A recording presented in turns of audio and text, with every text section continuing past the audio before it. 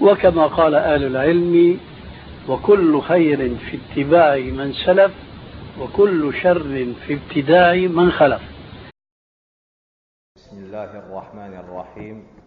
الحمد لله حمدا كثيرا طيبا مباركا فيه، وأشهد أن لا إله إلا الله وحده لا شريك له، وأشهد أن محمدا عبده ورسوله. اللهم صل على محمد وعلى آل محمد كما صليت على إبراهيم، وبارك على محمد وعلى آل محمد كما باركت على إبراهيم إنك حميد مجيد.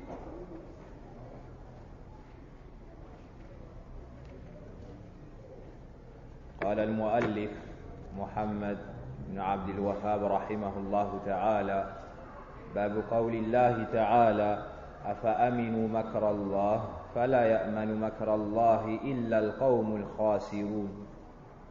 Chapitre numéro 33, à propos de la parole d'Allah.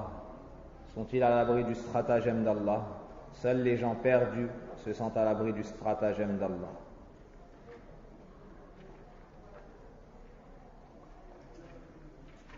Seuls les gens perdants se sentent à l'abri du stratagème d'Allah. مناسبة الباب لكتاب التوحيد. أراد المؤلف رحمه الله تعالى أن ينبه على محظورين وذنبين عظيمين، هما الأمن من مكر الله تعالى، والقنوط من رحمته سبحانه وتعالى. أيضا من هذا الباب أراد أن يبين وجوب الجمع بين الخوف والرجاء، وهكذا يسير المؤمن إلى الله تبارك وتعالى. L'auteur a mis ici ce chapitre dans son livre Kitab al-Tawhid afin d'attirer notre attention et de nous mettre en garde contre deux graves péchés. Le premier, le fait de se sentir à l'abri du châtiment d'Allah, le fait de se sentir à l'abri du stratagème d'Allah. Le mot en arabe c'est al-makr, et on l'expliquera incha'Allah ta'ala. La deuxième chose est le fait de désespérer de la miséricorde d'Allah. Désespérer de la miséricorde d'Allah. Donc ces deux choses-là nuisent au tawhid de la personne et diminuent la foi du serviteur. Il a aussi cité ce chapitre afin de nous enseigner que ce qui est obligatoire pour le croyant, c'est de se diriger vers Allah tabaraka wa ta'ala en unissant entre la crainte et l'espoir. Tu dois unir entre la crainte et l'espoir. سبق الكلام على الخوف، فلنوضح أمر الرجاء. Donc nous avons parlé dans un chapitre passé de la peur. Ici nous allons détailler ce qui concerne al-raja, l'espoir. فالرجاء طمع الإنسان في أمر قريب المنان. الرجاء, on peut traduire cela en français par l'espoir. On peut traduire cela en français par l'espoir. C'est le fait d'espérer l'obtention d'une chose qui est à notre portée ou qui est proche. وكيف يظهر الرجاء في قلب المؤمن وفي أفعاله, et comment se manifeste l'espoir du serviteur dans son cœur, sur sa langue et ses membres.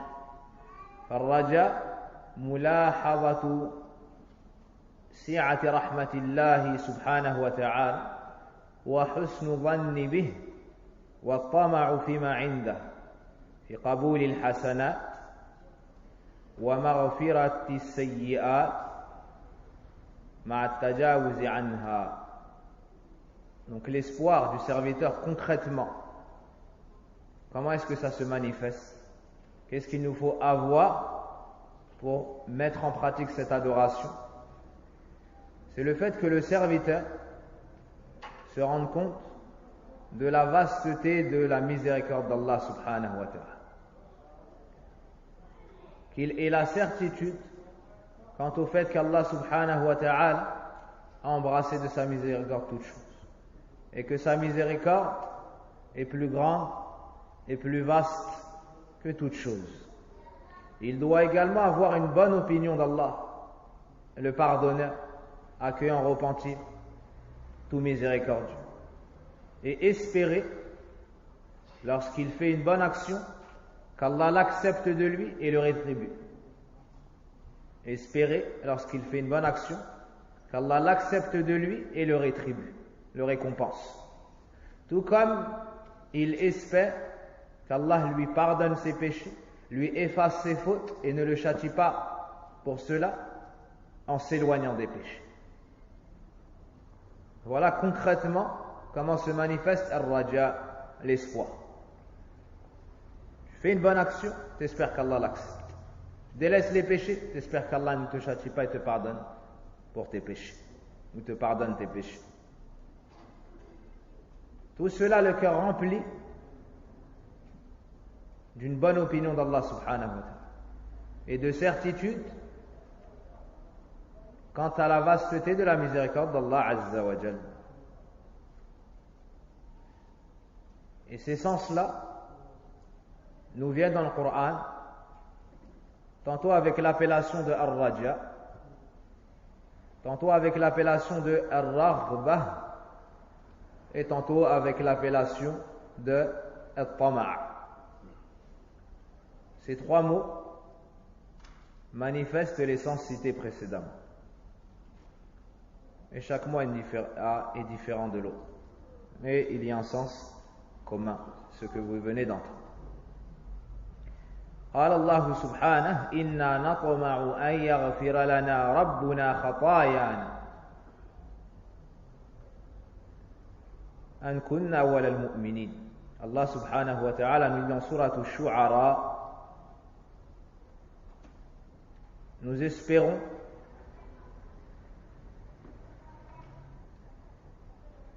ou nous convoitons que notre Seigneur nous pardonne nos fautes pour avoir été les premiers à croire.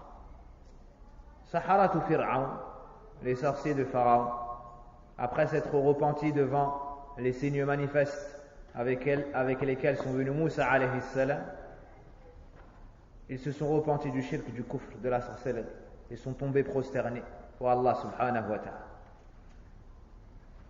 Leur foi a atteint un niveau tel qu'ils n'ont plus du tout peur de Pharaon, celui qu'ils adoraient pourtant auparavant.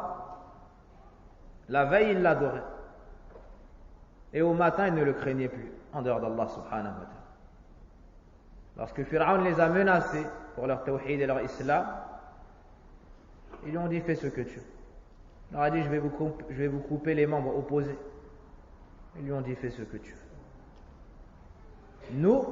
Nous convoitons de la part de notre Seigneur qu'il nous pardonne nos fautes pour avoir été les premiers à croire. Ça, c'est Ar-Raja, l'espoir, après avoir fait un repentir et être revenu vers Allah subhanahu wa ta'ala. Ar-Raja, et dans un autre verset, وَنَطْمَعُ أَن يُدْخِلَنَا رَبُّنَا مَعَ الْقَوْمِ الصَّالِحِينَ. On espère de notre Seigneur qu'il nous joigne au nombre des personnes pieuses.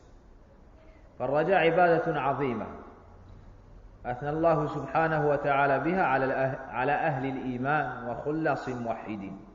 Donc l'espoir est une adoration des plus grandes et une des caractéristiques par laquelle Allah tabaraka wa ta'ala a vanté les mérites de ses serviteurs et fit leurs éloges.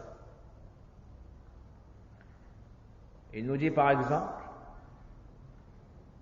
يرجون تجارة لن تبور.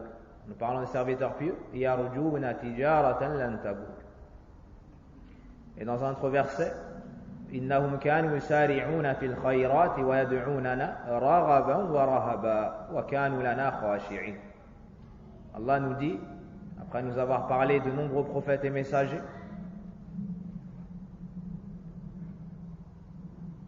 et de personnes vertueuses, ils se concurrençaient dans les bonnes actions et nous invoquaient avec désir et crainte, et ils étaient remplis d'humilité. Donc c'est ainsi que doit se diriger le serviteur vers Allah tabaraka wa ta'ala, le cœur rempli de crainte, mais aussi le cœur rempli d'espoir.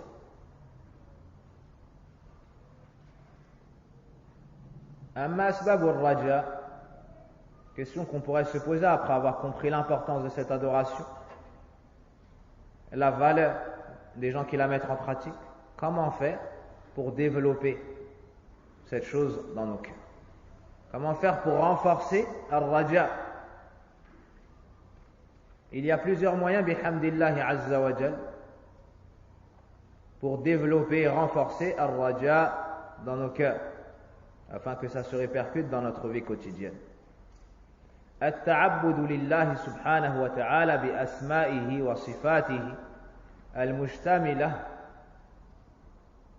على معاني الرحمة والرأفة. Premièrement, le fait d'adorer Allah subhanahu wa ta'ala et de l'invoquer à travers ses noms, renfermant l'essence de miséricorde, de mansuétude, de pardon. كاسم الله الرحمن والرحيم والرؤوف والغفار والغفور والودود. Comme le nom d'Allah, Ar-Rahman, le tout miséricordieux, Ar-Rahim, très miséricordieux, Al-Ghafour, le pardonneur, Al-Ghaffar, le grand pardonneur, Al-Wadoud, celui qui aime et est aimé, et les noms qui renferment, et d'autres noms qui renferment ces sens. Celui qui étudie ces noms et qui invoque Allah Azza wa Jal, dua ibadah, qui adore Allah Azza wa Jal selon le sens de ces noms, développera sans aucun doute son espoir. Celui qui comprend ce que signifie Ar-Rahim, Al-Ghafour, comment est-ce qu'il pourrait ne pas espérer en Allah tabaraka wa ta'ala? Il sait que Al-Ghafour signifie celui qui a Al-Maghfirah, celui qui a et accorde son pardon, celui qui, lorsque son serviteur faute, lui cache son péché. Deuxièmement, lui pardonne et lui efface son péché. Et troisièmement, il le met à l'abri des effets découlant à la base de son péché. Donc celui qui vit avec ce nom Al-Ghafour, comment est-ce qu'il pourrait désespérer de la miséricorde d'Allah Azza wa Jal?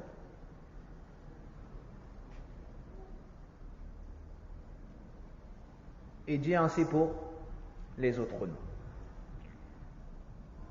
La deuxième cause, mutala'atu nusus al-wa'd wa at-tasdiq biha, le fait de lire les textes parlant de la promesse d'Allah subhanahu wa ta'ala pour ses serviteurs pieux, et du pardon pour ses faibles serviteurs qui reviennent vers lui, et des textes parlant de la grande miséricorde d'Allah Azza wa Jal.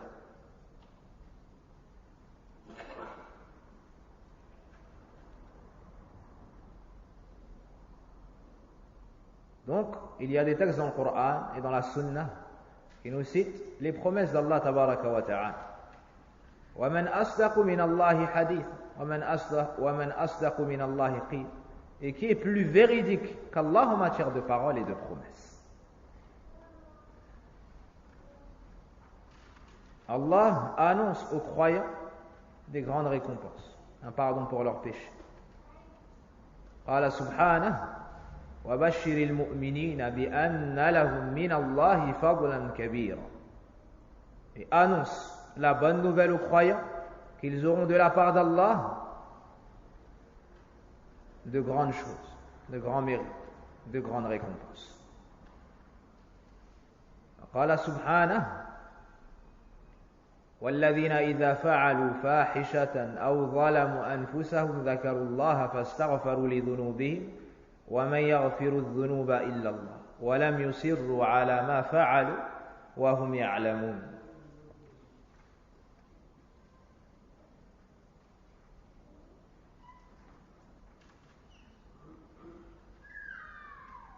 Et pour ceux qui, s'ils ont commis quelques turpitudes ou causé quelques préjudices à leurs propres âmes, donc en désobéissant à Allah, se souviennent d'Allah en demandant pardon pour leurs péchés.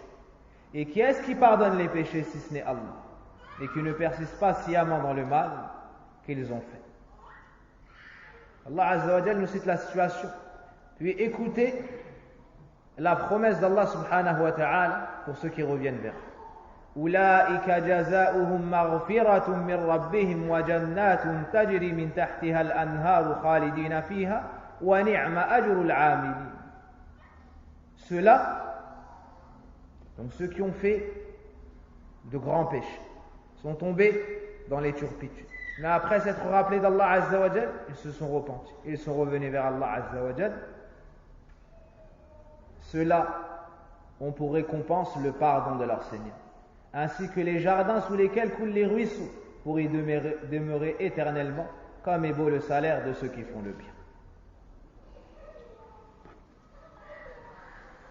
Hasbunallahu wa ni'mal wakil.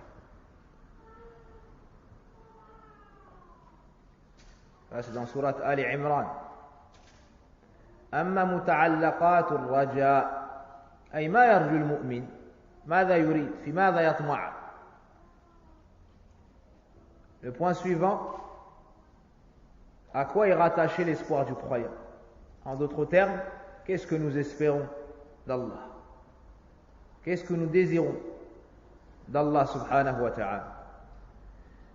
Premièrement, قبول الحسنات والإثابة عليها. Premièrement, l'acceptation des bonnes actions.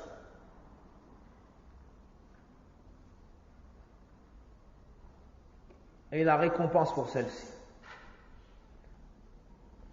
Donc ton espoir, ce que tu recherches, premièrement, c'est quoi? Après avoir agi dans le bien, tu espères qu'Allah Azza wa Jal accepte ton action. Et tu espères qu'Allah Azza wa Jal te récompense pour cela.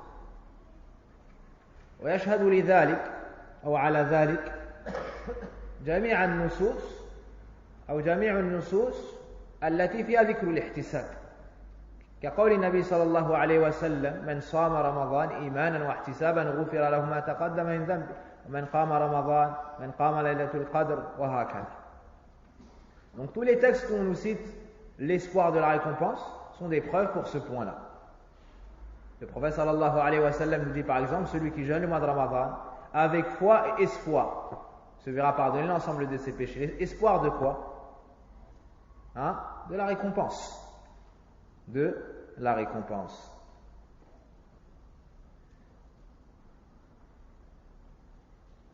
وأعظم ما يرجو المؤمن من الثواب على الطاعات وفعل الحسنات ورؤية الله سبحانه وتعالى والتمتع بالنظر إلى وجه الكريم سبحانه وتعالى.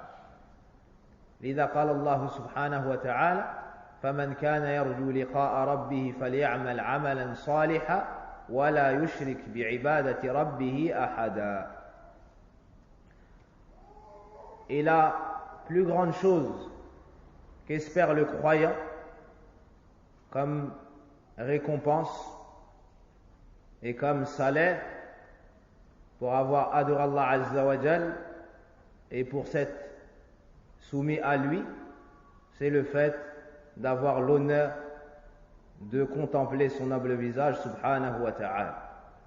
Ça, c'est la meilleure chose qu'espère le croyant. Et son espoir se développe le plus pour avoir cette récompense. Une grâce de la part d'Allah subhanahu wa ta'ala.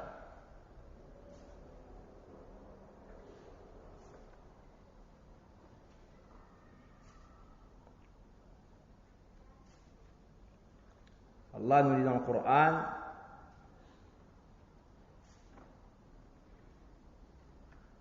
celui qui espère la rencontre avec son Seigneur, qu'il fasse de bonnes actions et n'associe personne dans le culte avec son Seigneur.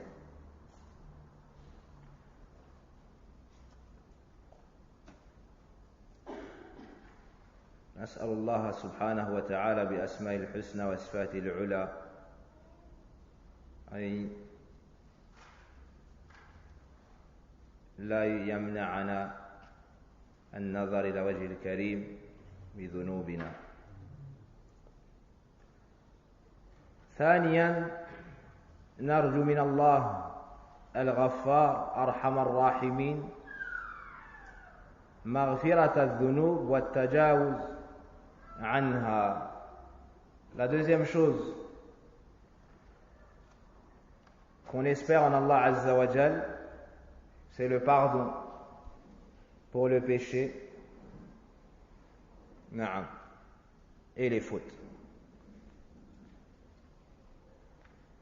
قال الله سبحانه وتعالى قل يا عبادي الذين أسرفوا على أنفسهم لا تقنطوا من رحمة الله إن الله يغفر الذنوب جميعا إنه هو الغفور الرحيم.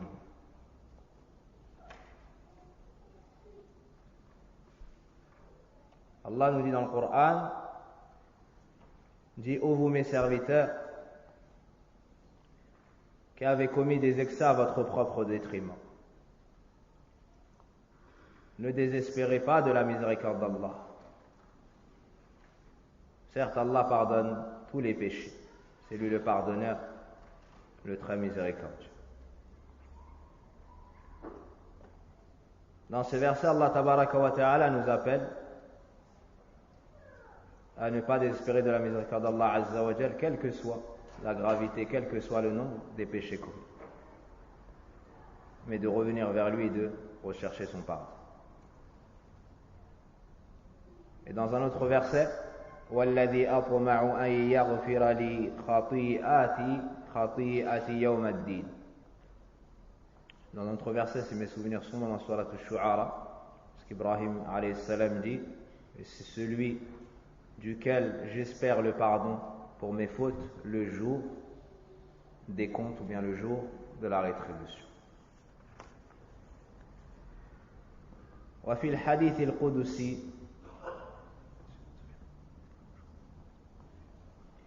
الحديث القدسي قال النبي صلى الله عليه وسلم قال الله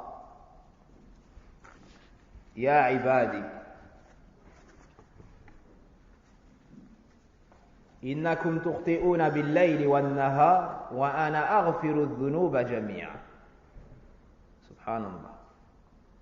يا عبادي إنكم تخطئون بالليل والنهار وأنا أغفر الذنوب جميعا فاستغفروني أغفر لكم. Dans un hadith qudusi, le prophète sallallahu alayhi wa sallam nous dit qu'Allah subhanahu wa ta'ala dit: Ô vous mes serviteurs, vous commettez des fautes de jour ou de nuit comme de jour. Vous commettez des fautes la nuit et le jour. Et je suis celui qui pardonne l'ensemble des péchés. Demandez-moi donc de vous pardonner, je vous pardonnerai.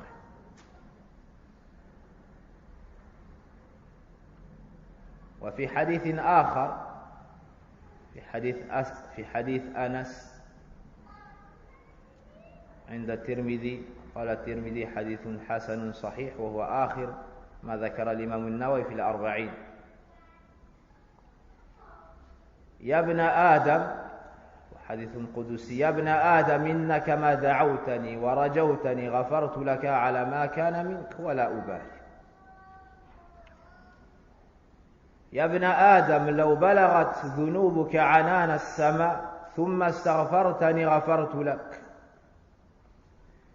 يا ابن آدم لو أتيتني بقراب الأرض خطايا ثم لقيتني لا تشرك بي شيئا لأتيتك بقرابها مغفرة. Le prophète sallallahu alayhi wa sallam nous dit qu'Allah dit ô fils de Adam, tant que tu m'invoqueras et espéreras en moi, je te pardonnerai tes péchés, quels qu'ils soient, sans en tenir compte. Ô fils d'Adam, si tes péchés atteignaient le ciel et que tu venais à me demander pardon, je te pardonnerai. Ô fils de Adam, ça c'était la troisième phrase. La deuxième phrase, ô fils de Adam, si tu venais à moi avec l'étendue de la terre de péché ou proche de cela, en me rencontrant sans avoir commis de polythéisme, sans m'avoir associé quoi que ce soit, je viendrai à toi avec autant de pardon.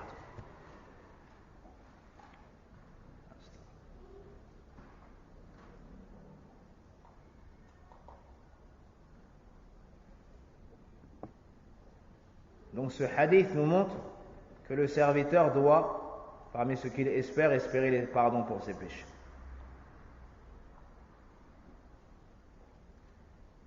وابن مسعود رضي الله عنه يقول قولا عظيما ومؤثرا. Ibn Mas'ud رضي الله عنه nous cite une parole immense qui affecte grandement. Il dit لا يغفرن الله يوم القيامة مغفرة ما خطر على قلب أحد ما خطر على قلب بشر. Ibn Mas'ud radiallahu anhu nous dit que le jour de la résurrection, Allah va pardonner et accorder un pardon tel qu'aucun être humain n'a pu l'imaginer dans son cœur. Allah Azza wa Jal va accorder un pardon tellement immense yawm al-qiyamah que personne n'a jamais pu l'imaginer.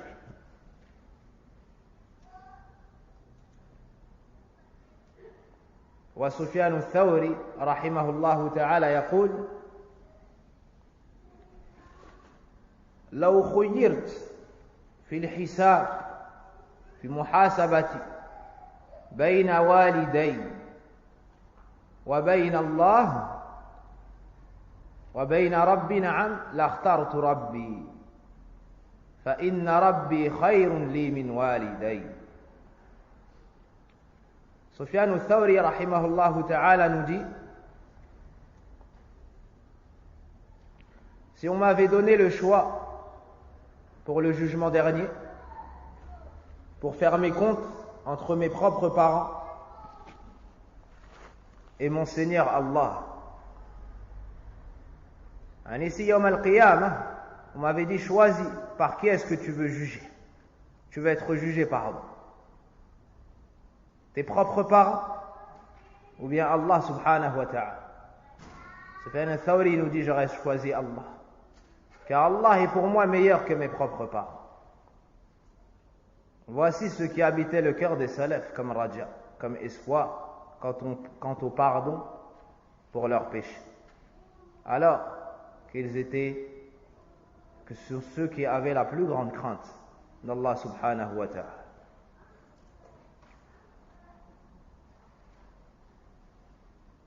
Une remarque pour finir cette introduction. الرجاء لا يكون محمودا إلا إذا اقترن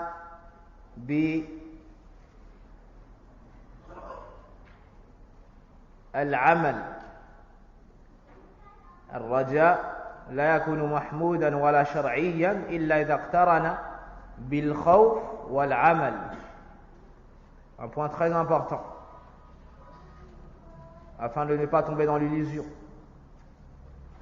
et ne pas se perdre dans le chemin qui mène à Allah Azza wa Jal, c'est de savoir que l'espoir duquel nous parlons ici dans ce cours, l'espoir qui a été cité dans les textes, ne sera pas considéré louable ni légiféré tant qu'il ne sera pas accompagné par la crainte et les bonnes actions.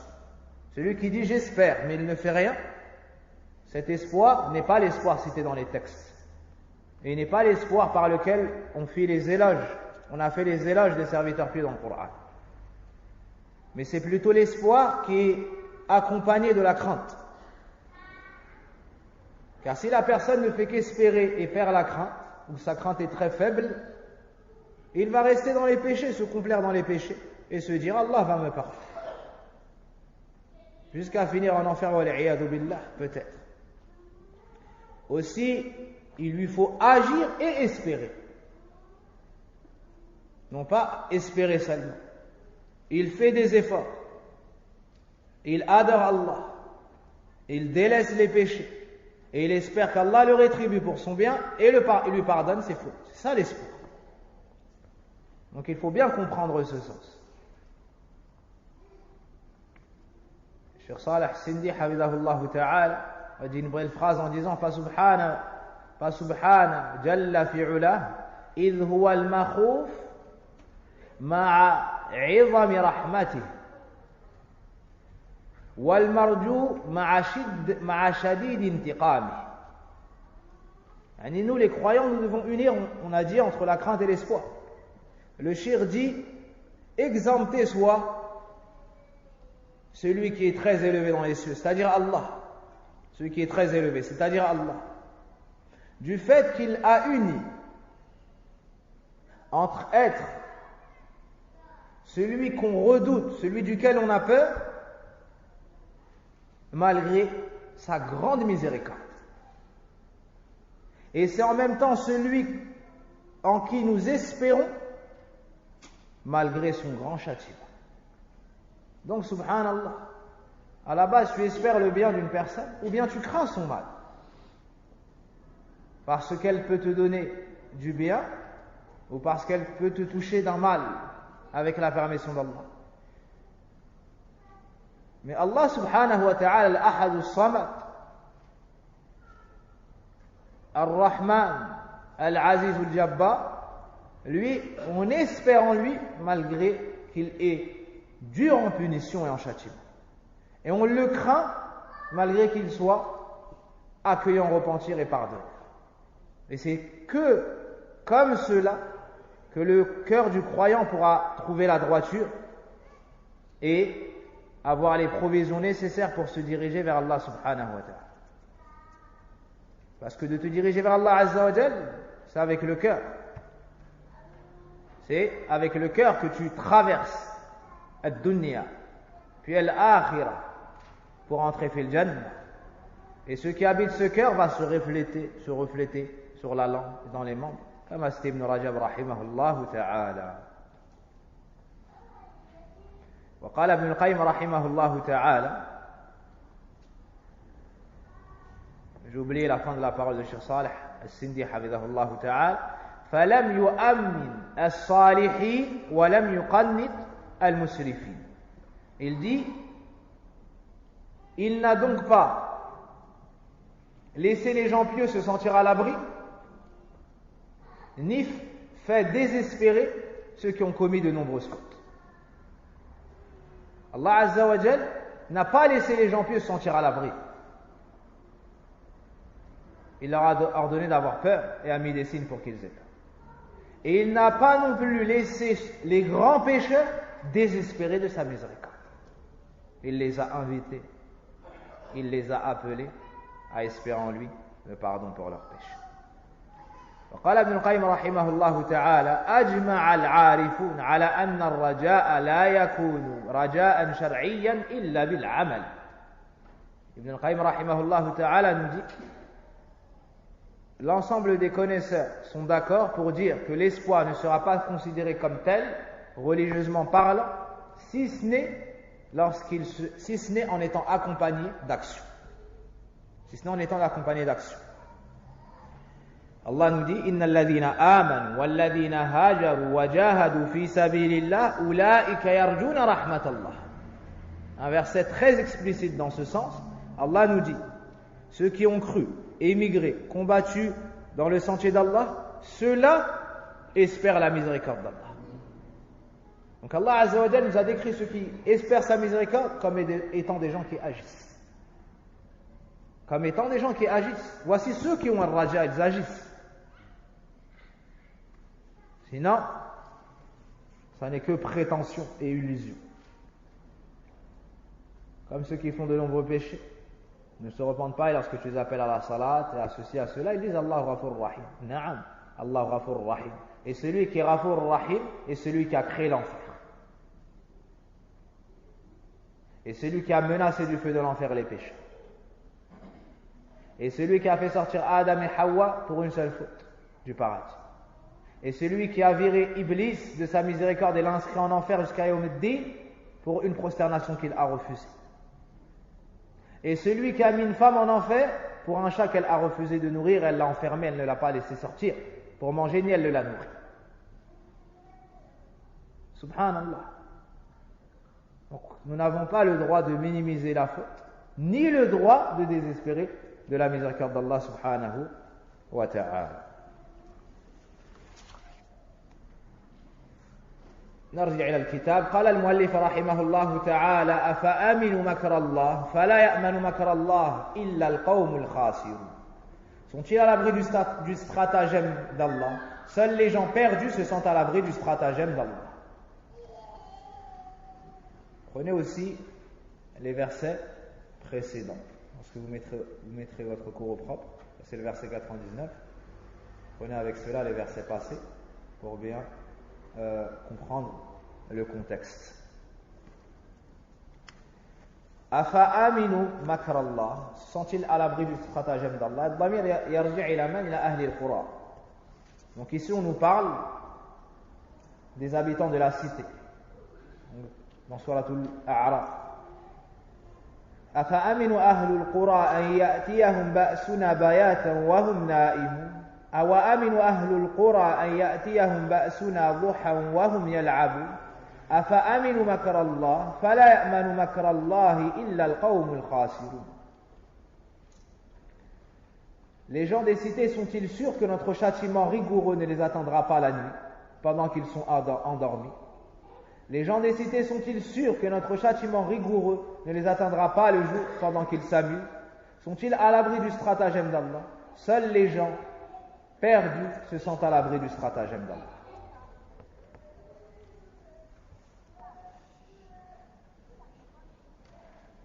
Istifhama litta'ajjub wal inkar. Ces phrases sont citées à la forme interrogative. Ça a pour but l'étonnement devant la grande faute de ces gens et le blâme.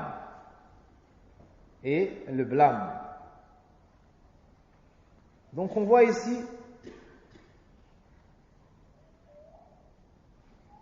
qu'ils se sentent à l'abri du stratagème d'Allah la nuit tout en dormant. Et le fait qu'ils dorment, ça montre qu'ils n'ont pas peur. Parce que celui qui a peur ne trouve pas le sommeil.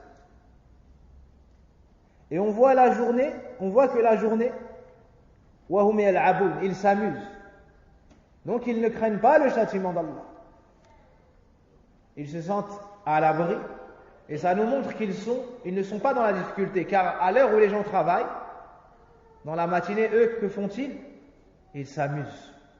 Donc ils ont uni entre la journée et la nuit dans al-amn min makrillah. Comme a cité Ibn Asim rahimahullah ta'ala. Al-makr, ici c'est traduit par le stratagème. قال ابن القيم هو إيصال الشيء إلى الغير بطريق خفي. C'est le fait de toucher un autre par un moyen subtil et caché.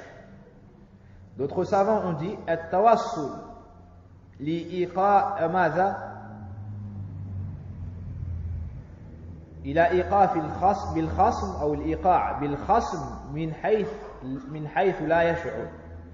Al-makr, c'est le fait de toucher ton ennemi d'où il ne s'y attendait pas. C'est le fait de toucher ton ennemi d'un moyen subtil donc d'où il ne s'y attendait pas. Par exemple, il y a un pays qui complote et se prépare à attaquer un autre pays, en pensant que cet autre pays n'est pas au courant. Ce deuxième pays se prépare et attaque le premier avant qu'il ne se fasse attaquer et déjoue le plan du premier. Comment est-ce qu'on appelle cela en arabe? Al-Makr. Al-Makr. Donc tu touches celui qui le mérite avant qu'il ne réussisse à te nuire ou à faire le mal qu'il voulait. ومكر الله سبحانه وتعالى استدراجه به العبد بالنعم إذا عصاه وإملاؤه له حتى يأخذه أخذ عزيز مقتدر. Et makrullah, le stratagème d'Allah subhanahu wa ta'ala, c'est le fait qu'il laisse du répit aux pécheurs. Il leur donne de ses bienfaits, au point où ces derniers s'oublient et se pensent dans le bien et à l'abri du châtiment d'Allah Azza wa Jalla. Allah leur donne et il les laisse. Ces derniers se complaisent dans le mal, profitent des bienfaits d'Allah Azza wa Jalla jusqu'à être distraits de son châtiment, et à ce moment-là, Allah Azza wa Jalla les saisit et les châtie douloureusement. هذا معنى مكر الله. Comme Pharaon, on lui a tout donné. La royauté de Misr, des jardins et des ruisseaux qui coulaient sous ses pieds, comme il l'a dit lui-même en se vantant. Puis, il fut noyé et humilié. هذا من مكر الله. هذا من مكر الله. Entre dans makrullah le fait que on donne aux serviteurs des bienfaits et il reste dans le kufr, dans les péchés. Et lorsque tu l'appelles à la salat, il te dit: moi j'ai tout, j'ai la santé, j'ai de l'argent, et il délaisse la salat. Puis Allah Azza wa Jalla le châtie. Au final, Allah Azza wa Jalla le châtie et il lui laisse du temps. Puis au final, il le saisit et le châtie douloureusement. Ça, c'est makrullah subhanahu wa ta'ala.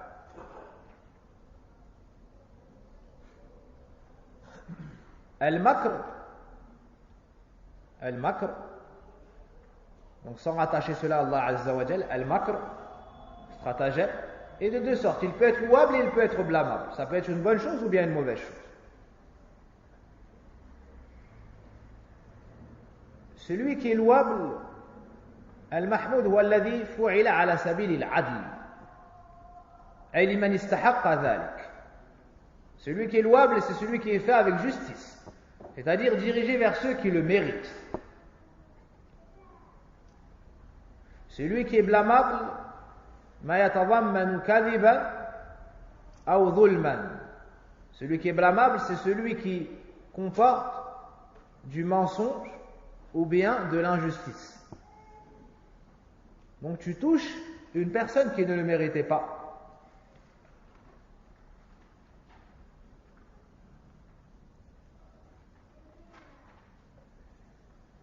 Concernant Allah tabaraka wa ta'ala, Jalla fi'ula subhanahu, huwa muttasif bi al-mahmud minhu faqat, wa lahu al-mathalu al-a'la wal asma'u al-husna.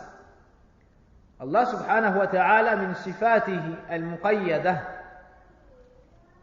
التي تثبت مقيدة فقط كما جاءت في النصوص المكر وله منه المحمود فحسب. Donc Allah subhanahu wa ta'ala a parmi ses attributs qu'on affirme de manière particulière, c'est-à-dire que dans des situations particulières comme cela a été affirmé dans le Coran, non pas de manière absolue, il y a al-makr.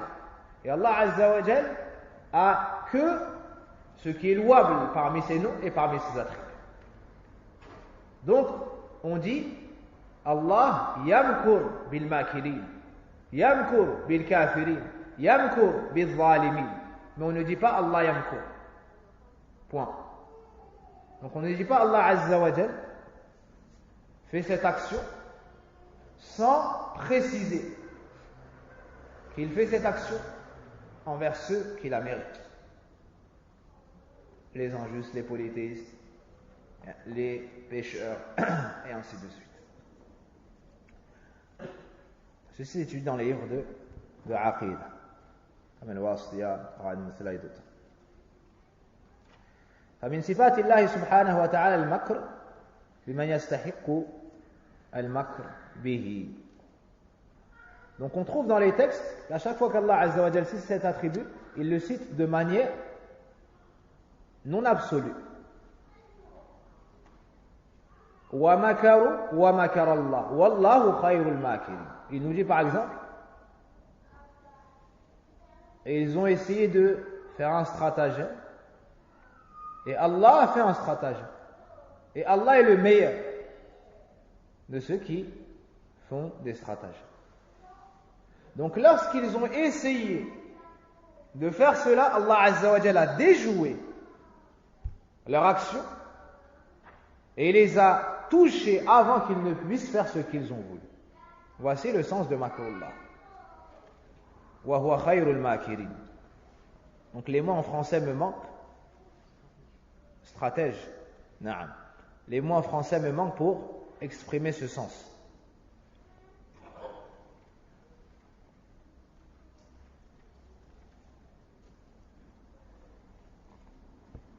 Et dans Surat Al-Anfal, وَيَمْكُرُونَ وَيَمْكُرُ اللَّهُ.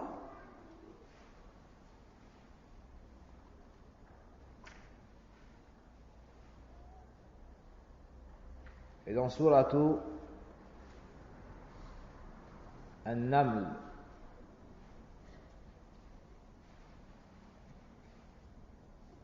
la fourmi, mais le verset ne me revient pas. Après l'histoire de Sulayman alayhi salam. Il y a un moment, وَمَكَرْنَا مَكْرًا. J'ai oublié le début du verset. Allah subhanahu wa ta'ala fait cela avec justice. Et il y a cela nous fait apparaître de sa perfection. Dans cet attribut, ça nous montre de la perfection d'Allah Azza wa Jal. Pourquoi? Car celui qui a cet attribut, avec justice, et touche ceux qui le méritent, c'est qu'il est juste. Et la justice, c'est louable.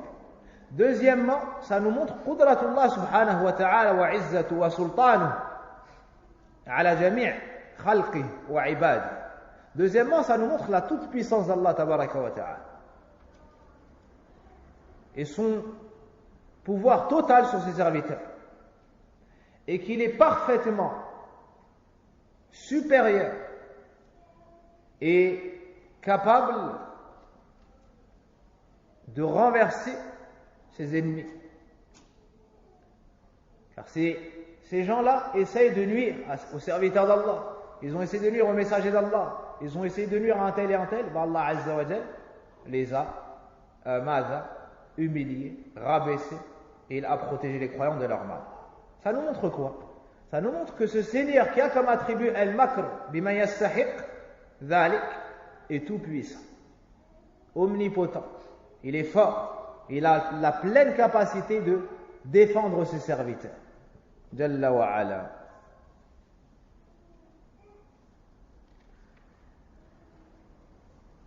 Afa aminu makr Allah, se sont-ils à l'abri du stratagème d'Allah?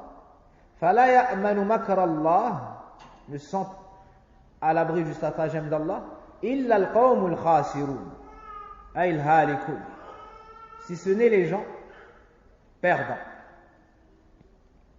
qui sont voués à la perte et à la perdition. Donc celui à qui Allah Azza wa Jalla a donné des bienfaits et qui reste dans les péchés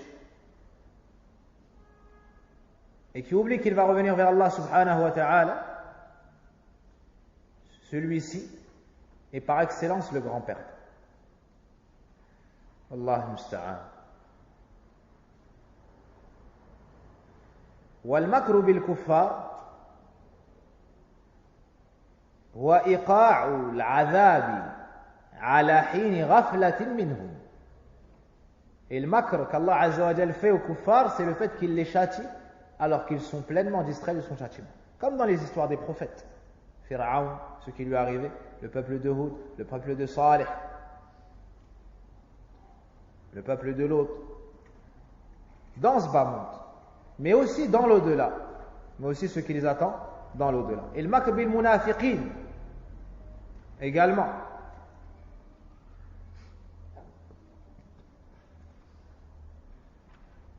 Qu'ils se cachent, font semblant d'être parmi les croyants, font apparaître la foi et cachent le kufr, et pensent que personne ne sait cela. Puis Allah Azza wa Jal les dévoile par des caractéristiques, puis les abandonne yawm al-qiyamah et met une séparation entre les croyants et les kuffars et enlève leur lumière, et ils finissent par tomber en enfer. هذا من مكر الله. صلى الله سبحانه وتعالى أرحم الراحمين يحفظنا. أما أهل الإيمان, après avoir entendu cela, on comprend que أهل الإيمان هم متصفون بالخوف من مكر الله عز وجل. Les gens de la foi ont le contraire de ces caractéristiques, ils ont peur du stratagème d'Allah. Et ne sont à l'abri de cela que ceux qui ont une foi faible ou bien qui ont perdu leur foi. On doit donc avoir peur du fait qu'on a des péchés, qu'on reste dans nos péchés et qu'on repousse le repentir d'être touché par cela.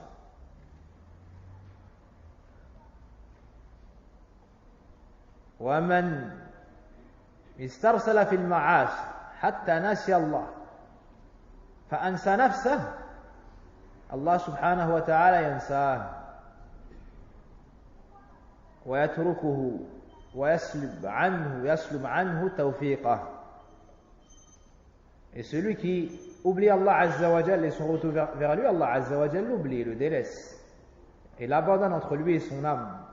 Et celui qui a la charge de son âme, khudil, sera perdant.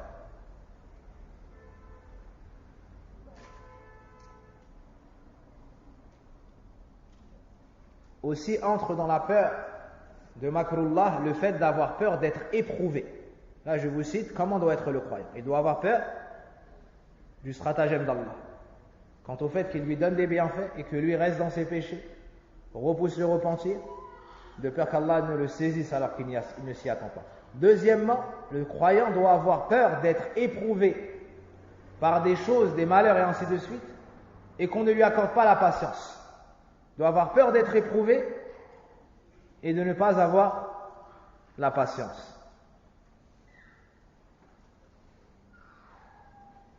هذا شأن أهل الإيمان المتيقظين هم خائفون من مكر الله. Voici l'état des gens de la foi, ceux qui sont réveillés, ils ne sont pas distraits, ils ont peur du stratagème d'Allah. Et ça montre la grande foi du serviteur et le grand tawhid du serviteur. Et une erreur répandue dans ce chapitre, c'est que certaines personnes, lorsqu'elles veulent faire le rappel et faire peur aux serviteurs d'Allah Azza wa Jal, s'égarent dans ce chapitre en pensant que Allah Azza wa Jal yamkur bil muttaqin, yamkur bil mukhlisin as-sadiqin al-muttabi'in lin-nabiyyin. La, Allah yamkur bil usat المنافقين الكافرين الظالمين أهل المعاصي. Donc ne pensez pas qu'Allah Azza wa Jal touche de son makr ceux qui sont pieux sur la droiture. Ceux qui sont pieux sur la droiture. Non, Allah Azza wa Jal est bien plus miséricordieux que cela. Mais il touche de ce makr les kuffars, les mushrikoun, les mushrikines, les hypocrites, les gens des péchés. Allah Azza wa Jal, celui qui fait une bonne action, il est sincère, il le guide encore plus, augmente sa foi, pardonne ses péchés et lui facilite une seconde action. Celui qui fait cette seconde action est reconnaissant envers Allah, il lui facilite une troisième et ainsi de suite. Comment est-ce qu'on pourrait dire alors qu'Allah Azza wa Jal va toucher de son makr et saisir violemment celui qui est dans cet état. Ceci est une mauvaise opinion d'Allah subhanahu wa ta'ala, de sa justice, de sa miséricorde.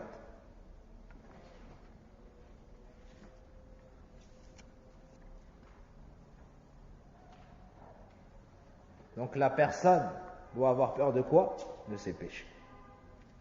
Doit avoir peur de quoi? De repousser et le repentir. Allah dit dans le Coran, فَلَمَّا زَاغُوا أَزَاغَ اللَّهُ قُلُوبَهُمْ. Lorsqu'ils se sont détournés, Allah Azza wa Jalla a détourné leur cœur. فَالْجَزَاءُ مِنْ جِنْسِ الْعَمَلِ.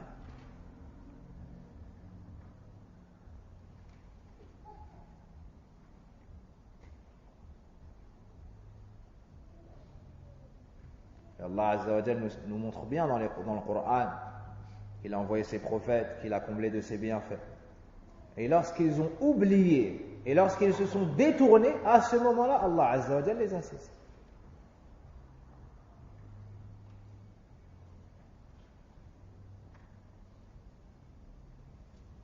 Et tous les autres textes qui pourraient vous laisser entendre cela, il y a une explication qui nous montre que ce qu'on vient de citer ici est la vérité. Par exemple, le hadith وَإِنَّ الرَّجُلَ يَعْمَلُ بِعَمَلِ أَهْلِ الْجَنَّةِ حَتَّى مَا يَكُونُ بَيْنَهُ وَبَيْنَهَا إِلَّا ذِرَاعٌ فَيَسْبِقُ عَلَيْهِ الْكِتَابُ فَيَعْمَلُ بِعَمَلِ أَهْلِ النَّارِ فَيَدْخُلُهَا. Hadith Abdullah ibn Saoud fi Sahihayn. Et l'homme ne cesse de faire les actions des habitants du paradis jusqu'à ce qu'il ne reste entre lui et le paradis qu'une coudée ou qu'un empan. Alors, il reste son livre le rattrape et il fait les actions des habitants de l'enfer et il finit par y entrer. Est-ce que ça veut dire que la personne est pieuse, sincère, elle a le cœur propre, elle suit la sunna, et avant de mourir, Allah les garde? Non. D'autres textes et d'autres versions du même hadith nous éclairent sur cela. Fima yabdu linnas. Dans l'autre version, il ne cesse de faire les actions des habitants du paradis selon ce qui apparaît aux gens. Que veut dire cela? Qu'en vrai, dans son cœur, il y avait l'impureté. En vrai, dans son cœur, il y avait un manque de sincérité. En vrai, dans son cœur, il y avait une maladie. Avant de mourir, Allah Azza wa Jalla lui enlève le tawfiq. Et il finit par s'égarer. Et ce qu'il cachait prend le dessus sur sa personne. Et il agit finalement en fonction de ce que habitait son cœur. Donc il finit par entrer en enfer.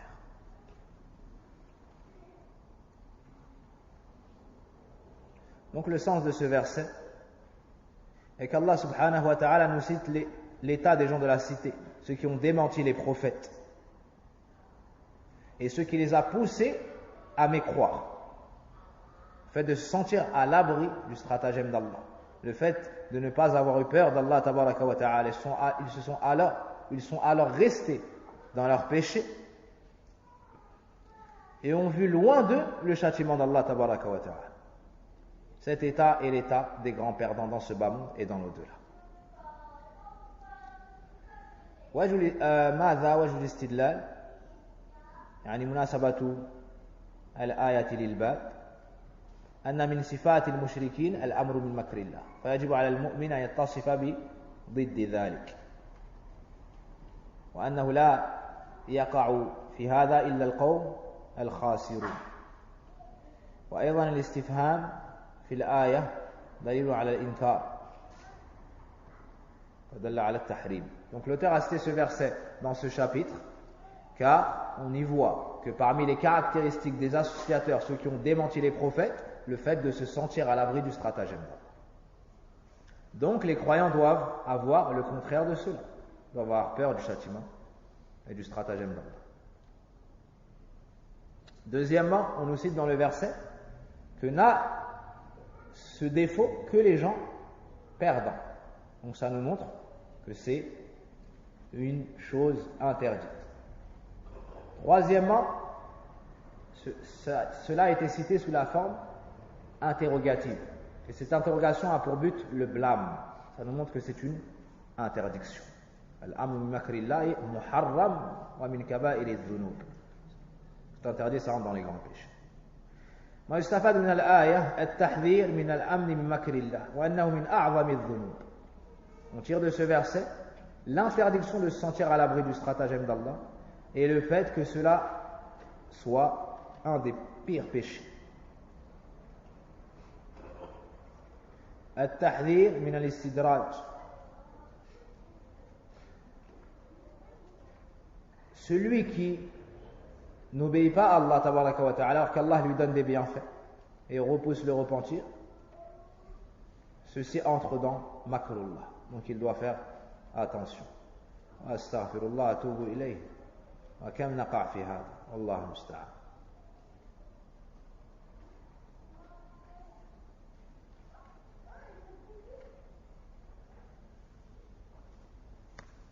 ثم قال المؤلف وقوله ومن يقنط من رحمة ربه إلا الضالون. Second verset, Allah nous dit et qui désespère de la miséricorde d'Allah et qui désespère de la miséricorde de son Seigneur sinon les égarés. Qu'est-ce qui me rappelle les deux sujets traités dans ce chapitre par l'auteur?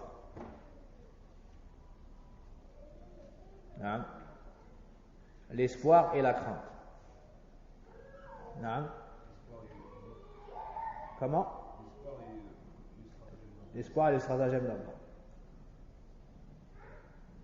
d'Allah. Le premier point, le fait de se sentir à l'abri du stratagème d'Allah. Et le deuxième, le fait de ne pas désespérer de la miséricorde d'Allah. D'accord? Le premier verset concernait quel point? Le fait de ne pas se sentir, l'interdiction de se sentir à l'abri du stratagème d'Allah. Et le deuxième verset, l'interdiction de désespérer de la miséricorde d'Allah.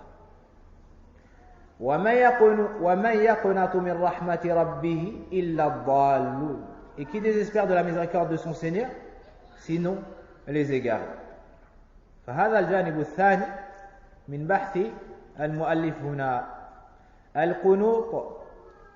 القنوط قطع الطمع عن الشيء. القنوط, c'est le fait de désespérer d'une chose.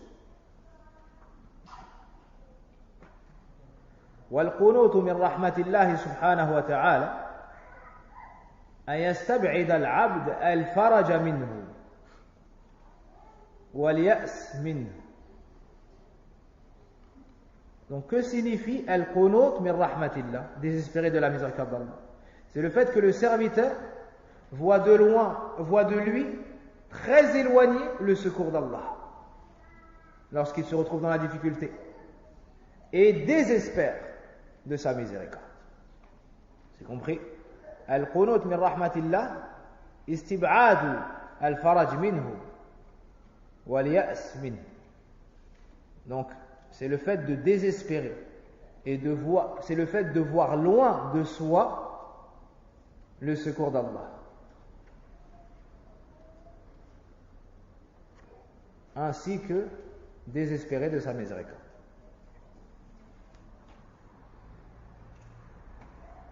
La personne voit d'elle très éloignée l'obtention de ce qu'elle recherche ou la délivrance du mal dans lequel elle se trouve.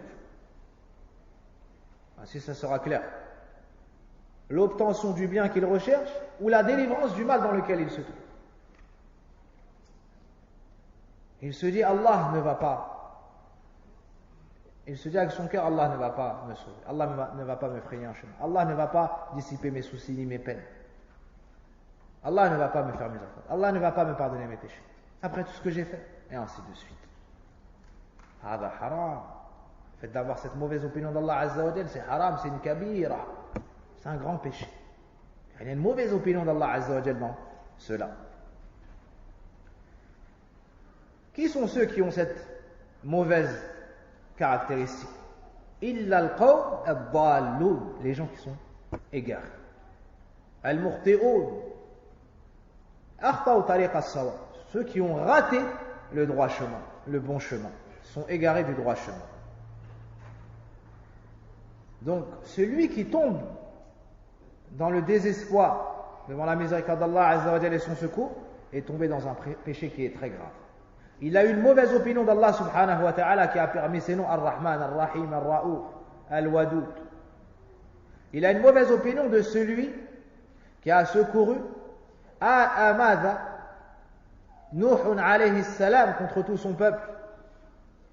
Il lui a permis de construire l'arche et de voguer sur la mer alors que même les plus hautes montagnes n'ont pu préserver les serviteurs d'Allah Azza wa Jal, ni même le propre fils de Nuh alayhi salam.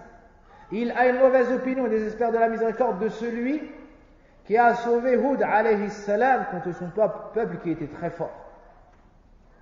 Il est celui qui a sauvé Saleh contre son peuple. Celui qui a sauvé l'autre contre ses ennemis. Celui qui a sauvé Ibrahim alayhi salam lorsqu'il fut jeté et catapulté dans le feu. Celui qui a préservé Mohammed sallallahu alayhi wa sallam lorsque les gens se sont unis contre lui pour mettre fin à l'islam et à la vie du prophète sallam et des compagnons. Subhanallah. Comment est-ce que tu pourras avoir une mauvaise opinion de celui qui a ces caractéristiques-là? Celui qui t'a raconté ces histoires dans le Coran. فَكَأَنَّهُ طَعْنٌ فِي قُدْرَةِ اللَّهِ. C'est comme si c'était un manque de respect et un manque de considération envers la puissance, la toute puissance d'Allah Azza wa Jalla. Et celui qui arrive au niveau où il dit, où il pense qu'Allah Azza wa Jalla n'est pas assez fort devant ses nombreux péchés pour lui pardonner, ou que sa miséricorde n'est pas assez vaste, qu'Allah n'a pas, en d'autres termes, la capacité ni le pouvoir de lui pardonner, là il entre dans un domaine qui est encore plus grave, dans le kufr, dans le kufr akbar. Celui qui pense qu'Allah Azza wa Jalla n'est pas ala kulli shay'in qadir, il peut tomber dans le kufr. Malgré qu'à la base, ceci est un grand péché qui diminue la perfection du tawhid.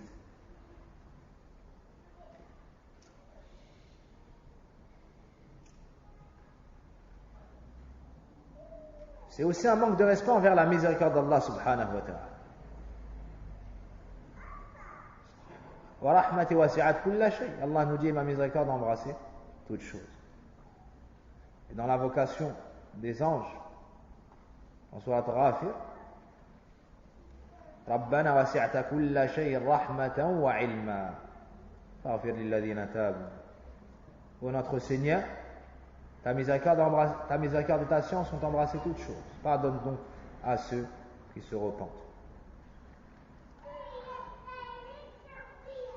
Donc celui, après avoir compris ces deux points-là, premier verset, le deuxième verset, celui qui exagère dans l'espoir tombera dans quel grave péché? Naam. Al-amn li makrillah, sentir à l'abri du stratagème d'Allah. Et celui qui dépasse les limites dans al-khawf, sans accompagner cela de raja, tombera dans quel autre grave péché? Naam. Le désespoir. Al-qunut min rahmatillah. Al-qunut min rahmatillah.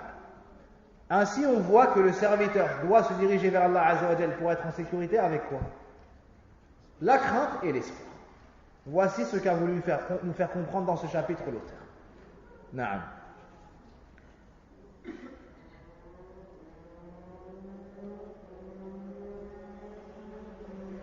Dans un autre verset, Allah nous dit Innahu la ya'asu min rawhillah illa al-qawm al-kafirun. Ne désespère du secours d'Allah, ne désespère du secours d'Allah si ce n'est, ou bien sinon, les mécréants. Donc, le sens du verset cité, wa ma yaqnatu min rahmati rabbi illa ad-dallun, pour mieux le comprendre, il faut le contexte. C'est lorsque les anges sont revenus voir Ibrahim alayhi salam alors qu'il était avec Sarah. D'accord? Mada, ils lui ont annoncé la bonne nouvelle d'un enfant. Ibrahim alayhi salam avait un âge très avancé et Sarah était stérile. Elle n'avait jamais enfanté. Donc ils lui ont annoncé la bonne nouvelle d'un enfant. Il a répondu Abashartumuni ala massani al-kibar fabima tubashir. Est-ce que vous m'informez de cette bonne nouvelle après avoir atteint cet âge avancé? Quelle est donc cette bonne nouvelle? قالوا بشرناك بالحق فَلَا تَكُنْ مِنَ الْقَانِطِينَ. Nous t'avons annoncé une bonne nouvelle qui est véridique. Ne sois donc pas du nombre de ceux qui désespèrent des bienfaits d'Allah, de sa miséricorde, ainsi de suite. Alors Ibrahim alayhi salam a voulu montrer qu'il n'a pas dit cela par désespoir de la miséricorde d'Allah, mais par étonnement. C'est pour ça qu'il a dit وَمَا يَقْنَطُ مِنْ رَحْمَةِ رَبِّي إِلَّا الضَّالُّونَ. Et qui est-ce qui pourrait, c'est-à-dire je ne suis pas de cela, qui est-ce qui pourrait désespérer de la miséricorde d'Allah si ce n'est les égards? Est-ce que c'est compris?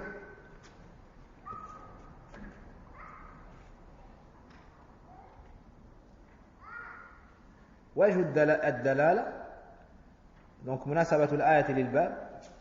Quel est le rapport entre ce verset et ce chapitre? Pourquoi est-ce que l'auteur a mis ce verset sous ce chapitre? Anna min sifati ad-dallin al-qunut min rahmatillah. Car on y voit que parmi les caractéristiques des gens égarés, il y a le fait de désespérer de la miséricorde d'Allah.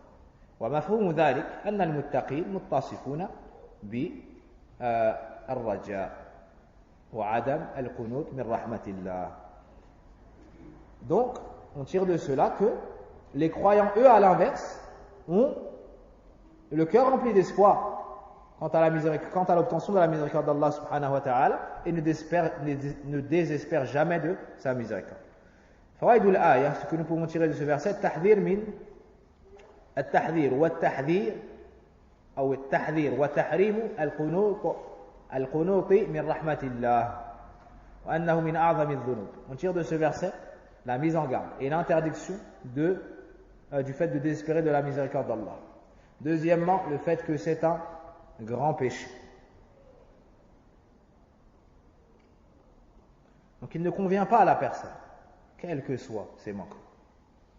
Donc on dit à nos frères et sœurs, quelle que soit ta faute, quel que soit ton passé, quelle que soit la gravité des péchés que tu as pu commettre, que les gens l'aient su ou ignoré, tu ne dois jamais désespérer de celui qui t'a créé, qui t'a donné ta subsistance, qui t'a guidé, qui t'a couvert, qui t'a appelé, malgré le fait qu'il connaisse tout ce que tu as fait, qu'il savait que tu allais le faire, il t'a appelé à revenir vers lui, à lui demander pardon. Tu ne dois jamais désespérer, quel que soit le blâme que tu reçois des gens, quels que soient les reproches, quel que soit le nombre de gens qui se sont détournés de toi, à partir du moment où l'espoir est entré dans ton cœur, la connaissance d'Allah Azza wa Jal t'a touché, dirige-toi vers lui, délaisse le péché, sois véridique dans la recherche de son pardon, le cœur rempli d'espoir, et sache qu'Allah Azza wa Jal efface toutes les fautes. Efface toutes les fautes. C'est celui qui a dit aux mécréants dans le Coran, In tantahu yughfar lahum ma qad salaf. Qul lilladhina kafaru in yantahu yughfar lahum ma qad salaf. Dis à ceux qui ont mécru, s'ils arrêtent, c'est-à-dire s'ils arrêtent le shirk, le kufr, on leur pardonnera ce qui est passé. Subhanallah. Allah Azza wa Jal se fait aimer à ses serviteurs dans le Coran. Il les appelle, il leur cite ses bienfaits, il les appelle à son pardon. Donc quel manque de respect commettrait celui qui ne répond pas à cet appel et qui dit non, moi j'ai trop fait de péché. Non, moi j'ai un passé. Non, moi je ne suis pas comme les autres. Non, moi ce que j'ai fait c'est pas comme ce qu'ont fait les autres. Subhanallah. Subhanallah. N'avez-vous pas lu Suratul Buruj? N'avez-vous pas vu l'espoir qu'Allah Azza wa Jal a permis d'avoir à des serviteurs qui ont creusé des tranchées, attisé un feu immense, châtié les serviteurs bien-aimés d'Allah Azza wa Jal en les jetant dans ce feu pour avoir dit la ilaha illallah. Malgré ça, Allah Azza wa Jal les appelle à revenir vers lui et leur promet le pardon des péchés. Subhanallah, est-ce que toi tu as déjà creusé et assassiné un peuple entier de croyants? Ces gens-là, Allah Azza wa Jal les appelle. Mais ils ont refusé. Alors Allah Azza wa Jal les a châtiés. Quel est le verset? إن الذين فتنوا المؤمنين والمؤمنات ثم لم يتوبوا. Subhanallah. Méditez ce verset. Allah Azza wa Jal nous enseigne qu'ils ont creusé des tranchées. Vous connaissez tous le long hadith du jeune homme qui est allé Mada lorsque le sorcier a atteint l'âge avancé, il a dit au roi, amène-moi un jeune et je vais lui enseigner la sorcellerie. En chemin, ce jeune homme rencontrait une personne de science qui était sur le tawhid et il lui enseignait le bien, il lui apprenait le mal, il apprenait le bien. Au final, il a penché vers le bien. Il est resté sur le tawhid. Les gens ont vu de ses miracles. Alors ils ont commencé à croire en Allah, en son tawhid. Il a été convoqué. On lui a demandé qui t'a enseigné cela. Il n'a pas voulu révéler le secret, mais il s'est fait torturer jusqu'à désigner Mada, le monothéiste. Ils l'ont saisi et ils l'ont assassiné. Ensuite, ils ont dit au jeune homme, ils lui ont demandé d'apostasier. Il a refusé. Soit tu sors de l'islam, soit nous allons t'assassiner. Le jeune homme, le cœur rempli de tawhid, a dit non. Alors le roi a envoyé de ses gardes avec ce jeune homme en mer. Et il leur a dit, arrivez au milieu de la mer, demandez-lui de renier sa religion. Ou vous le jetez en mer, vous l'assassinez. Arrivé au milieu de la mer, ils lui ont dit de sortir de l'islam. Qu'est-ce qu'il a dit? Allahumma kfini bima shi'ta. Oh Allah, suffis-moi d'eux par ce que tu voudras. Allah Azza wa Jalla a fait bouger là-bas, ou quoi qu'il en soit, il les a fait tomber en mer. Puis l'enfant est revenu seul. Où sont les gars? Allah Azza wa Jalla m'a préservé d'eux. Une dua, le cœur rempli de tawhid, regarde les faits. Puis, le roi a ordonné à nouveau de ses gardes de monter au sommet d'une montagne et de jeter l'enfant du haut de la montagne s'il refusait de sortir de sa foi. Arrivé au haut de la montagne, l'enfant a fait dua, Ya Allah, préserve-moi d'eux par ce que tu voudras. Allah Azza wa Jalla a fait tomber les gardes et l'enfant est revenu à nouveau. Subhanallah. Subhanallah, nusratullah li awliyahi al-muwahhidin. Puis, l'enfant a dit au roi, tu ne pourras jamais parvenir à tes fins et m'assassiner, si ce n'est en faisant ce que je veux décider. Et le roi voulait se débarrasser de lui, pour pas que son royaume disparaisse, et pour pas que les gens se dirigent vers un autre que lui. Alors il lui a dit, tu vas réunir l'ensemble des gens. Tu vas réunir l'ensemble du peuple. Tu vas m'attacher, tu vas prendre une flèche de mon carrefour, tu vas me viser en disant Bismillah. Donc tu vas chercher l'aide auprès d'Allah, tu vas unifier Allah à travers cela. Le roi était tellement à la recherche de son but qu'il n'a pas médité sur la finalité. Alors il a réuni tout le peuple, il a pris cette flèche, il a dit Bismillah, et il a touché l'enfant et il a tué l'enfant. Il est mort. Lorsque le peuple a vu cela, ils se sont tous convertis à l'islam.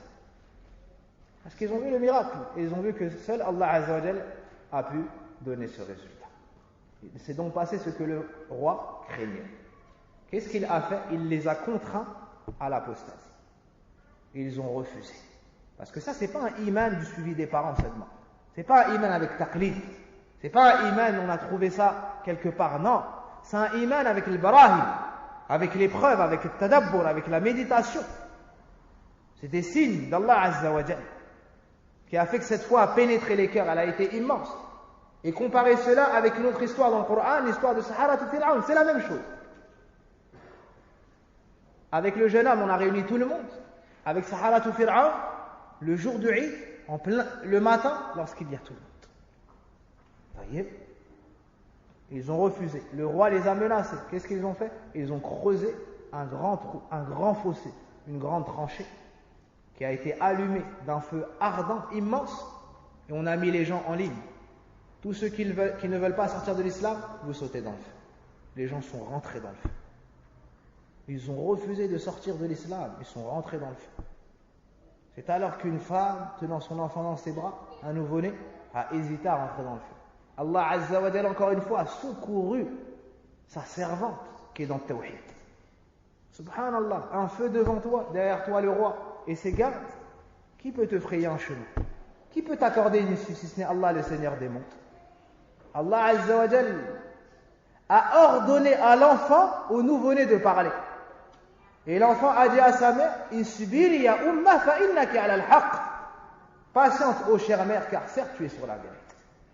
Alors la mère a été raffermie par son propre enfant et est rentré dans le feu avec son peuple. Que pensez-vous qu'Allah Azza wa Jal fera de ce peuple? Que pensez-vous qu'Allah Azza wa Jal fera de ce peuple qui a préféré le feu de la dunya plutôt que le feu de l'enfer? Vous avez compris le mal qu'a fait ce roi, qu'ont fait ces gars? Pourtant Allah Azza wa Jal nous dit dans le Coran: إن الذين فتنوا المؤمنين والمؤمنات ثم لم يتوبوا فلهم عذاب جهنم ولهم عذاب حريق. Ceux qui ont troublé et châtié les croyants ainsi que les croyantes, puis ne se sont pas repentis, ils auront un châtiment de l'enfer et un châtiment brûlant. D'où est-ce qu'on tire le fait qu'Allah Azza wa Jalla leur a accordé l'espoir dans le verset? Naam. Puis ne se sont pas repentis. Al-Hassan al-Basri ou un autre parmi les salafs a dit: Subhanallah, Subhanallah, azzabu awliya'ah wa ahraquhum wa ma'a dhalik da'ahum Allah subhanahu wa ta'ala la tawbah. Hassan al-Basri nous dit: Subhanallah, ils ont châtié les bien-aimés d'Allah et ils les ont brûlés. Malgré cela, Allah les a appelés au repentir. Subhanallah, comment est-ce que toi, tu vas te dire: moi j'ai fait trop de péchés, moi je ne peux pas revenir vers Allah? Mais qu'est-ce que tu as fait de plus que... C'est lui qui a tué les 99 personnes, puis la 100e. Il n'a pas désespéré de la miséricorde d'Allah, il a voyagé, il a fait la hijra pour aller vers Allah Azza wa Jalla, l'adorer dans quelques instants. Allah Azza wa Jalla lui a accordé le paradis, lui a pardonné ses péchés. Comment est-ce que toi tu pourrais désespérer? Les gens qui ont combattu le prophète sallam, l'ont insulté, ont fait couler son sang, n'ont pas désespéré de la miséricorde d'Allah Azza wa Jalla. Ils se sont repentis à la fin, Allah leur a pardonné. Le prophète sallam n'a pas désespéré de la guider pour eux et il n'a cessé de les appeler à l'islam. Et ça entre dans le fait de ne pas désespérer de la miséricorde d'Allah. Quand tu fais da'wah au kuffar, pour ceux qui se sont convertis et que leurs parents et dont les parents sont toujours dans le kufr, ils n'ont pas le droit de désespérer qu'Allah Azza wa Jalla les guide et les touche de sa miséricorde. Le père de Abu Bakr, Abu Quhafa, Uthman, s'est converti à l'islam à Am al-Fath, alors qu'il avait pratiquement perdu la vue et qu'il était âgé, il s'est converti à l'islam. Ne désespère pas de la miséricorde d'Allah. Abu Bakr, lorsqu'il a vu cela, il a pleuré. Le prophète lui a dit: pourquoi est-ce que tu pleures le jour où Allah guide ton père? Il lui a dit: parce que j'aurais préféré qu'Allah guide ton oncle Abu Talib et voir tes yeux se réjouir de l'islam de ton oncle. Hein? L'amour qu'Abu Bakr avait pour le prophète sallam au point de préférer que les parents du prophète sallam entrent dans l'islam plutôt que ses propres parents. Le prophète sallam, devant son grand caractère, a dit: pourquoi est-ce que vous avez fait déplacer le vieillard vers moi? Je suis plus en même de me déplacer vers lui. Ils lui ont dit: non, ya Rasulallah. Ce qu'on retient, c'est qu'on ne désespère pas de la miséricorde d'Allah subhanahu wa ta'ala. Même le vieillard qui a passé toute sa vie dans les péchés, il entend parler de l'islam, il entend parler de la tawbah, il revient vers Allah Azza wa Jal, qu'il sache qu'Allah va lui pardonner tout son passé et va lui accorder la réussite pour la fin. Au point où dans un hadith qui a été cité, le prophète sallam a reçu la visite d'un homme qui lui dit: tous les péchés ont été commis. J'ai fait ceci, j'ai fait cela, les grands péchés, j'ai rien laissé. Le prophète sallam lui a dit: tu te repens et tu fais cela de bonnes actions, Allah Azza wa Jal te pardonnera tes péchés. Il lui a dit: Ya Rasulallah, les grands péchés, on n'a rien laissé. Et il lui a dit: les grands péchés et les petits. Alors les compagnons disent: Allahu Akbar, Allahu Akbar, Allahu Akbar. Alors un homme a dit: Ya Rasulallah, est-ce que la ilaha illallah fait partie des bonnes actions? Il lui a dit: la ilaha illallah, c'est la meilleure des bonnes actions. La ilaha illallah est la meilleure des bonnes actions. C'est le hadith selon le sens rapproché. Wallahu musta'an.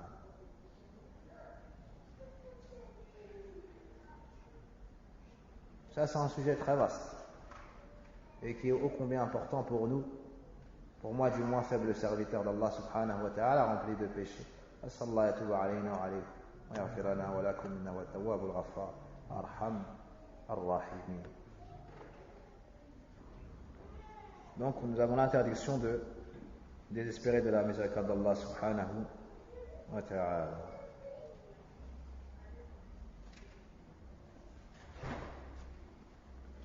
Celui qui tombe dans un grave problème ne désespère donc pas de la miséricorde d'Allah Azza wa Jal. Allah Azza wa Jal te secourra tôt ou tard, soit juste par sa miséricorde subhanahu, soit par tes bonnes actions du passé. Par exemple dans l'histoire de Yunus, وَلَوْلَا أَنْ كَانَ مِنَ الْمُسَبِّحِينَ لَبِثَ فِي بَطْنِهِ إِلَى يَوْمِ يُبْعَثُونَ ماذا كَدِ يونس لا إله إلا أنت سبحانك إني كنت من الظالمين فاستجبنا له ونجيناه من الغم. Yunus alayhi salam, Allah Azza wa Jalla lui dit à son sujet, et s'il ne faisait partie du nombre de ceux qui louent beaucoup Allah, enfin savons dit qu'il faisait beaucoup la prière, il serait resté dans le ventre du poisson jusqu'au jour de la résurrection. Yunus alayhi salam n'a pas désespéré le secours d'Allah. Il a eu la certitude quant au fait qu'Allah n'allait pas l'abandonner. Il a invoqué Allah avec le tawhid. La ilaha illa ant. Nul divinité ne mérite véritablement d'être adoré si ce n'est toi. Subhanak. Exempté sois-tu de tout défaut. Il était certes du nombre des injustes. Nous l'avons répondu. Et nous lui avons enlevé ses soucis. Donc celui qui veut qu'on lui enlève ses soucis, yarji' ila Allah ila tawhid illah subhanahu wa ta'ala. Est-ce qu'il y a une difficulté plus difficile que celle-ci? C'est dans les ténèbres de la mer, dans les ténèbres de la nuit et dans les ténèbres du ventre d'un poisson, dans les fins fonds de la mer. Malgré ça, il n'a pas désespéré du secours d'Allah. Comment est-ce que toi, tu es sur la terre, en plein jour, tu désespères de la miséricorde d'Allah subhanahu wa ta'ala?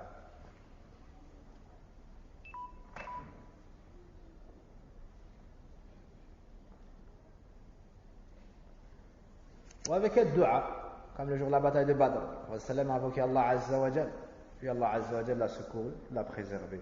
Le jour de la bataille de l'Ahzab, comme tout cela a été cité dans Sahih al-Bukhari. Donc on tire en unissant ces deux versets, wujub al-jam' bayna al-khawf wal-raja, l'obligation d'unir entre la crainte et l'espoir.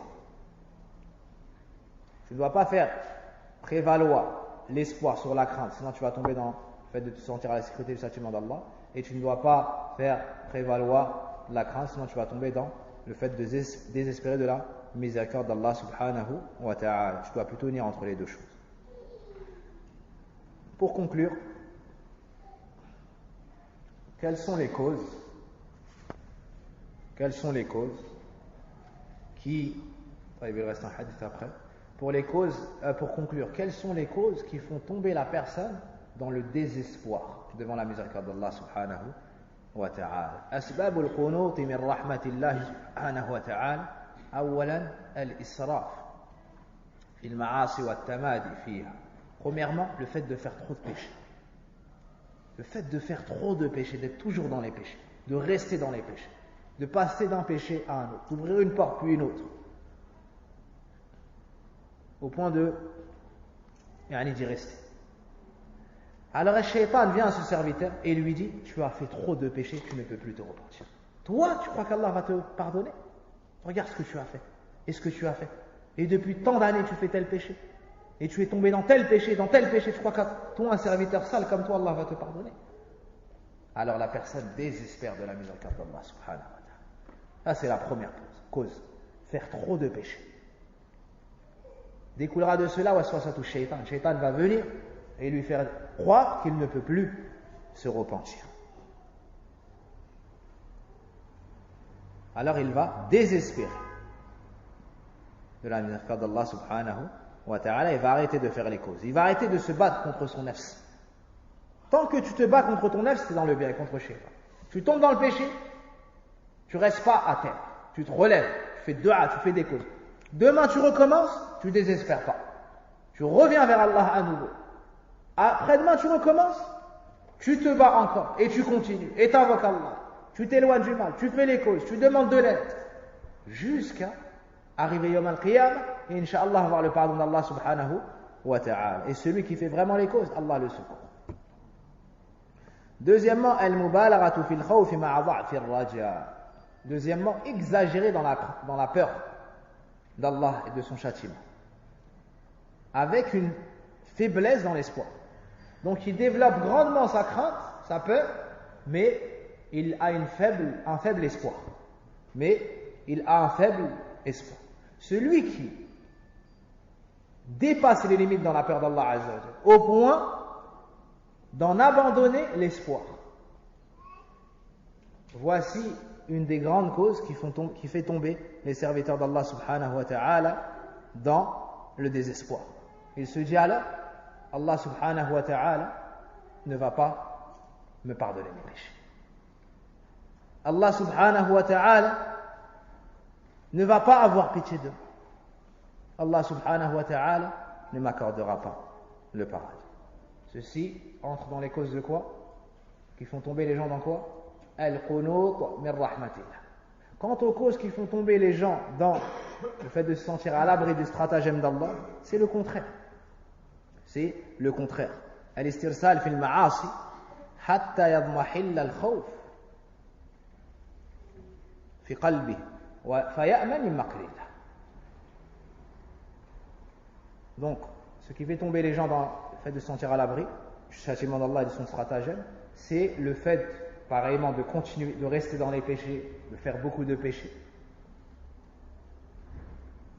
en ayant beaucoup d'espoir et en enlevant la peur d'Allah. Il fait tellement de péchés qu'il oublie la peur d'Allah. Et il se dit, Allah va me pardonner, Allah va me pardonner, Allah va me pardonner.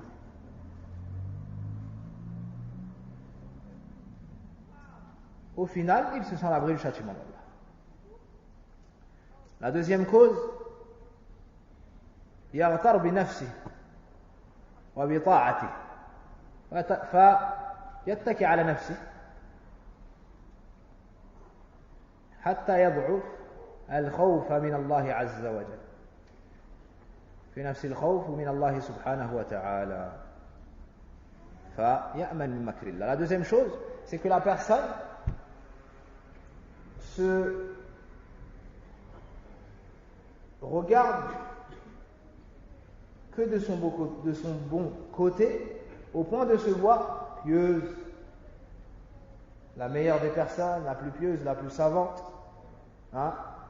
Alors il se repose sur sa piété. Il dit, moi j'ai fait ça, moi j'ai donné ça à un tel, moi j'ai aidé un tel, moi j'ai appris ça, moi je fais des doulos, moi je suis un talib ilm, moi j'ai fait le hajj à tel âge, j'ai fait ça pour ma mère, ça pour mon père, je leur ai construit une maison, j'ai payé le hajj à un tel, j'ai financé telle chose, et ainsi de suite. Alors il en oublie ses péchés et se considère comme étant une personne pieuse, la meilleure. Alors il oublie la peur et il oublie makr Allah. Donc il tombe dans cela. Comment soigner ces deux maladies?